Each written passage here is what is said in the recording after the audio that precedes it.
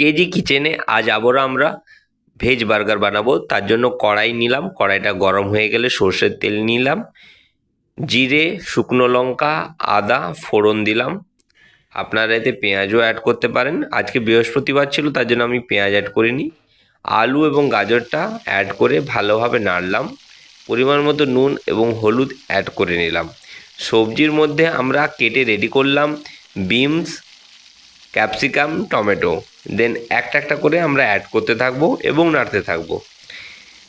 নাড়বার সময় ভালোভাবে ধ্যান দেবেন, ঢাকা দিয়ে নাড়বেন যাতে ভালোভাবে সিদ্ধ হয়ে যায়। সিদ্ধ হয়ে যাওয়ার পর আমরা এই ভেজিটেবলসটা নামিয়ে নেব। আপনারা এতে পেঁয়াজও দিতে পারেন, আমি দিতে পারিনি।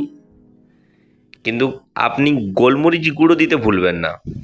টোস্টারের মধ্যে ভালোভাবে বাটার লাগিয়ে নিলাম।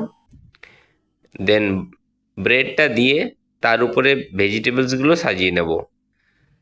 কড়াইয়ে যেটা আমাদের ভেজিটেবলস রেডি করলাম, আলু, গাজর, ক্যাপসিকাম, বিনসের ভাজা, সেটা অ্যাড করলাম।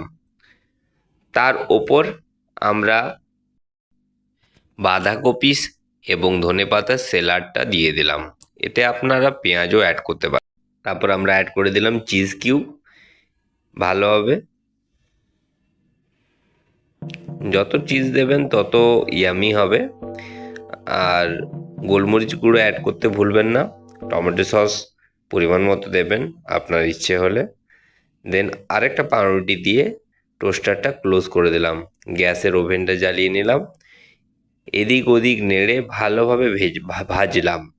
এতে সময় লাগবে 3 মিনিট। দেন আমাদের টোস্টার বার্গারটা রেডি হয়ে গিয়েছে। বের করে নিলাম। টমেটো সস এবং ভেজিটেবলস দিয়ে সার্ভ করুন। ভেজিটেবলসের মধ্যে আপনি পেঁয়াজ